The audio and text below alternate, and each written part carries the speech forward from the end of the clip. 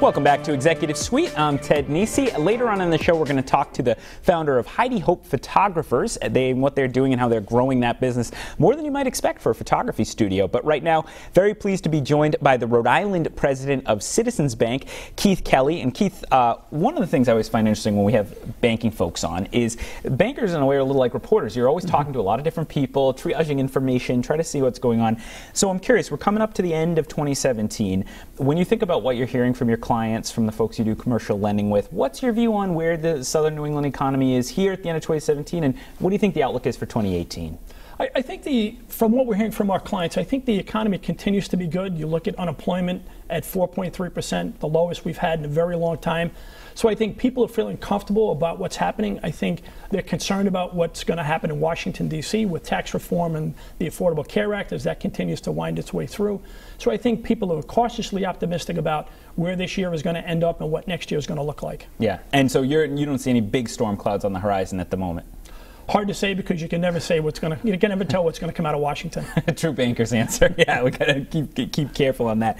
An interesting new initiative you had. We were talking about the old school banking of the retail branches. Something you guys rolled out that caught my eye a couple months back. It's called Specify, and it's this consumer tech product kind of aimed at millennials. Clearly, you're looking at sort of different ways to engage with banking customers in different generations. What's the thinking on this? Similar to what we talked about earlier with the effect on the retail side, it's really giving our customers the option to bank whenever and wherever they want to. So Specify is a digital investment and advisory platform. And really what that does is it gives the individual, in this case primarily millennials, the ability to create their own investment platform. It's a customizable product. They go in, they set their own investment parameters, their risk tolerances, and then they start using the program. And it really provides specific advice tailored to what their needs are. It's a platform that's continuously monitored. It's rebalanced on a regular basis so they don't have to worry about getting outside of their risk tolerances. So it's a program that we're very excited about. And Citizens Bank was the first large regional bank to offer an integrated digital banking and investment advisory platform. So it's something that we're pretty excited about, and we think it's going to really increase the access for people who want to get into the investment side and look at planning for their future. And what's the take-up been like? Is it reaching people? Is it meeting what you hoped when you rolled it out? Yeah, one of the things that we're seeing is because the minimum investment is only $5,000, it's really accessible to a lot of individuals. And with the management fees, they're typically half of what you'd find in a managed investment account. So I think people are excited about it, and we're starting to get some good traction with it. Interesting. Another thing that you've done new, you alluded to it earlier, Citizens acquired a company called Western Reserve Partners. And it's, in layman's terms, how does that fit into what Citizens is doing and some of the things you've been focusing on more since you became independent from RBS? So Western Reserve, we acquired them over the summer. They're headquartered in Ohio. And really what they are is a boutique investment banking operation. And really that's one of the product sets that we were lacking with our customers. As a lot of our customers are from the baby boom generation, some of them are looking to continue to expand their business. Some are looking at selling a division or selling the whole company. Western Reserve Partners is a group that we can bring in that can help provide investment advisory services to those customers. So they've developed a strong niche in the Midwest, which is one of the areas we're looking to grow. And it's an opportunity for us to introduce our clients to Western Reserve to see what opportunities there are that we can explore together. And I was fascinated, too, because, say investment banking, I think New York, I think Wall Street. Yeah, how did they end up having an investment bank in Ohio? It's amazing. If you look across the country, there are small boutique investment banks everywhere. So we had been working with Western Reserve Partners in the past, and really what made this fit was the culture at Western Reserve really matched and mirrored what we have at Citizens. One of the things that we focus on is giving back to the community, and we felt that same presence with Western Reserve. In terms of giving back to the community, Citizens obviously does a number of different community initiatives. Which ones are you excited about right now, or are you spending a lot of time on? Well, there are three primary giving areas that we're focused on. The first is fighting hunger. So we partner with the Rhode Island Community Food Bank and promoting a number of their projects and working in the food bank itself. And then we're also, one of the other areas is teaching financial literacy. So we partner with Crossroads Rhode Island. And then finally, growing community. So we partner with Amos House. So one of the things that we pride ourselves on is our Rhode Island colleagues last year logged in more than 36,000 volunteer hours across the state, working with a variety of charitable organizations throughout the state. So it's one of the things that we really pride ourselves on, is giving back to the community and making that commitment to the communities that we live in and work in. You know, you mentioned financial literacy. You know, you've been a banker for a number of years. Does it seem like financial literacy is getting worse, or do you think it's always, you know, or maybe I'm getting older and getting crankier as it's like everything's getting worse? It's not getting worse. I think it's changing. So I think one of the things that we need to do is to just re-educate people on how it's shifting, what new programs and products are out there, and how it can help them. Yeah. Finally, we're coming up to the end of the segment here, but I have to ask, you took this job back in May 2017. Yes. Well, viewers saying, ooh, banking, that's probably a dry way to spend your day. What do you like about your job? The one thing I really like about my job is you get to meet a lot of different people across the state. I mean, one of the real strengths of Rhode Island is its people and the companies that are here and doing business here. So it's a great opportunity for me to go out and meet our customers, hear what makes their business run, what they're excited about, and how we can help them grow. So all right. It's been a great career move. Keith Kelly, Citizens Bank Rhode Island president, thank you for joining me. Don't go away, though, because coming up when we come back from the break, we're going to have the founder of Heidi Hope Photographers, Heidi Girard. We're going to talk about how that business is growing, one of those unique Rhode Island businesses we were talking about. Stick with us on Executive Suite.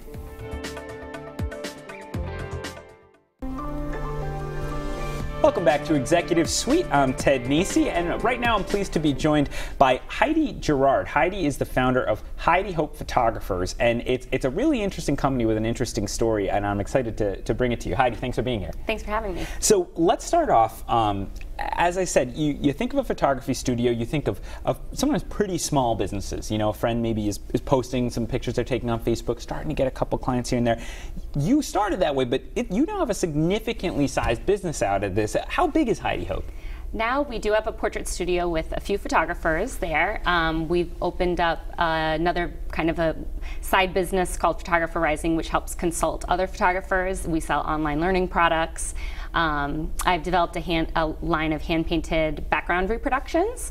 So it's sort of a few different revenue streams, all based off the studio is sort of our home base for all of that. But as you and I were talking before the show, and I said, you know, you're now doing, I believe, more than $1 million a year in revenue, and I mentioned those small ones. You said, but that's how you started, right? Absolutely. You started this from very humble beginnings. Tell us the story of the origin on this. So I was a high school art and photography teacher, and I took a year leave of absence to stay home with our first daughter, and I was doing a little bit of photography on the side anyways. And I approached my mom and I borrowed money from her to buy. I wanted a nice camera. I wanted to do this sort of as a side business, make a little extra grocery money. That was my goal. So I borrowed $7,000 from her, bought all my equipment, set up my website. I was doing it, at midnight when the baby was sleeping, and the business took off really quickly. By the end of that first year, I had done $30,000 in sales. I had started around summer, really, in the business. And for me, as a teacher, I was like, oh, well, that's pretty good. That's almost my teaching salary. So I saw the potential in it, but we continued to grow really rapidly even after that first year. So I did pay back the loan pretty quickly, and was excited about that. Yeah. Your mom, the early investor. She was. You launched, I believe, was it 2009? Yes. Or 2009 during the Great Recession. That's not an easy time to start a business or even to maintain a business. Did that make it harder, or do you think it would have been easier if you were starting it now, today, in a healthier economy? It's interesting because there are certain things that I had to my advantage at that point. The niche that I went into, which is newborn photography, was relatively new and up and coming. So I was able to immediately differentiate myself from other photographers in the area. So the look of my photography was initially, I think, what built my brand so fast. And I had a pretty natural inclination towards social media marketing, and so the audience was built fast, and customer demand built really fast. What I didn't have at the time was a lot of experience in running a business. And so those were the places that I really needed to learn, and I was certainly overworked. We had to build that business system underneath. They started with the art, and then I had to build the systems underneath to make it long-term, think about profitability in the years ahead. And that's how I've began diversifying and looking for different revenue streams and changing the tire on the car while it moves. Yeah, exactly. Yeah. What do you think? Do you attribute it to that's let you grow the business? You alluded to some of it there. I'd say. I know social media has been a big part of your marketing efforts, but it appears to be a very competitive space. There are a lot of photographers out there, and plenty of good photographers. Yes, it has become really competitive, and also kind of bringing it back to the last question that you asked, when it was sort of the beginning of a lot of social media platforms when I began. So even though the economy was tough at the time, Facebook was just starting to become popular, especially in the mom generation at the time, and even things like Twitter and Instagram wasn't even invented yet then. And so whenever I jumped onto a platform when it first started, I had amazing reach. Which now it's not only is the industry more competitive, and technology is, iPhones take amazing pictures. So why would somebody want to hire me to take their pictures, right? So all of those as technology has changed, those things do impact the business. And it's harder to reach people on social media, and so I think that those changes, some of them have benefited us, and some of them have kind of made us need to increase our marketing efforts, learn more about everything, spend more in marketing right. To reach those same customers that we reached in the beginning. You just mentioned this is one of the questions I had. Everyone has a camera on them now all the time, right, in your smartphone. But it seems like there is still a sizable demand for professional photography. Yes. What do you attribute that to? What do you think, did you worry that as these cameras get better, people aren't going to pay for a photographer? I don't worry about that too much, because I know from the experience of our business that as long as you can figure out what the consumer wants and provide something to them that they can't do for themselves. So one of the things that sets our studio apart is sort of my art direction. So I'm really creative with set design, and these are things that would be very hard to replicate at home. So I may teach the basics of photography and teach you how to take great cell phone pictures, but then at some point people want to hire a professional for their level of service, for the quality that is going to stand out above and beyond, and especially parents, because moms are always the one taking the pictures of the kids, right? They never get to be in the picture with the kids. So those are the things that you would want to trust a professional for. Another thing you mentioned earlier that I want to ask you more about, you have an arm of your business now called Photographer Rising that you mentioned. It's sort of a consulting firm for other photographers. Yes. What was the upside, in your view, to providing advice to other people who could be your competitors? Because of course, they're paying when they actually take a consulting class, but you also offer free advice on your website. You talk to folks on Facebook about how to make the business work. What's your thinking on that? First, teaching is a passion of mine. So I was a teacher before I was ever a photographer, and I do believe in business in general, that when you're following something that you're really passionate about, that the opportunities open, doors open for you through that. You're really following the path that you're meant to go down. So that's part of it. But I really think as a brand as a whole, it positions you as an expert within your field. So consumers, our own clients come to us because they feel we are the baby experts, even though we're training some of the other photographers in our area. And there is a great demand in our industry too. So I love that public speaking and attending conferences and networking. And those are all things that teaching allows me to do. It keeps me creative. It keeps me innovative, I think, kind of on the cutting edge of what's going on in our industry. So those are all things that benefit my business on the back end. What's the busiest time of year for you? Right now. We're taking in November, yeah. So holiday season. So the babies obviously are born year round, and so that part, birth to 1 year is year round for us. But from about the summer, we start doing outdoor beach stuff all the way through the holiday season. Holiday cards, it's like when everybody starts to cram.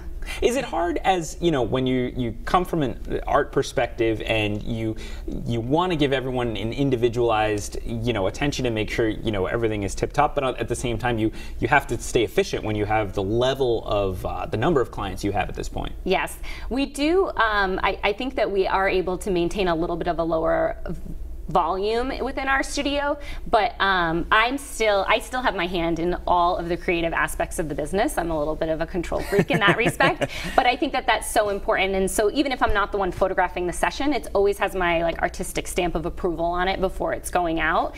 And I think as an artist at this level, I don't think you could really scale beyond the point that we've scaled without opening up to additional revenue streams, because it's such an art-based business, and there really has to be that same eye for the work and quality of work. I'm wondering, as I've said, there are a lot of options for people to choose photographers these days. Obviously, you'd like people to choose you, but generally, speaking generally, what do you think people should look for when they're choosing a photographer? I think because there are so many now, they're everywhere, I think finding an artist who you love their quality of work and you love their style, and really look for a lot of examples of the work. Look for, people should have an online presence where you're seeing a big variety of work through either their blog or through social media channels that they're posting very often, and that you love everything that they're doing. So often in portfolios, we cherry pick, you know, here's the 10 best pictures I've ever taken in my life, but is that what a real session looks like from this photographer? And so seeing that abundance of work and that variety within the work and knowing that it all resonates with you, I think those are things to look for. The other advice question I had to ask you is, lots of us will never be a professional photographer, but you know, we're at the beach, we want to get a nice shot on our phones. Yes. Any advice you give people? I'm sure you have friends and family who ask Yes. you, how do I make my pictures look better? Yeah, so I teach a class for moms too, which I love to do. It's my favorite class I teach. But the best thing when you have, especially if you're using a cell phone or whatever, light is the most important factor in photography. So finding good light, even if you're using a terrible camera, you're going to get some pretty good results with it. So the best type of light is a well-lit area that isn't direct sunlight. So open shade is really good. So at the beach, that's really difficult lighting. Yeah. If you could move somebody under the umbrella so that they're in a little bit of shade, they're not going to get those hot spots on them, but they're still well lit. That's what you want to look for. And actually, we only have like 30 seconds left, yeah. but natural light is the key for you, right? Yes. You love natural light photography. Yes, and that's what I started with and began to master. I used to travel to clients' homes, but it became such a signature look for us, and it's so easy with that young age group not to have studio lights that even the big commercial brands that we work with now seek us out for this look because it looks natural and real, and also it's very engaging on social media. So to grow their brands, they want that look of photography too. All right, Heidi Gerard, there's no excuse now if you take a bad picture on your cell phone because the lady herself has told you what to do. All right, Heidi, thank you so much for being here. It's Heidi Hope Photographers. Thank you for joining us. And if you missed this episode or some of this or any other episode of Executive Suite, remember they're all on our website, WPRI.com, and you can subscribe to them on iTunes as a podcast. See you back here next week.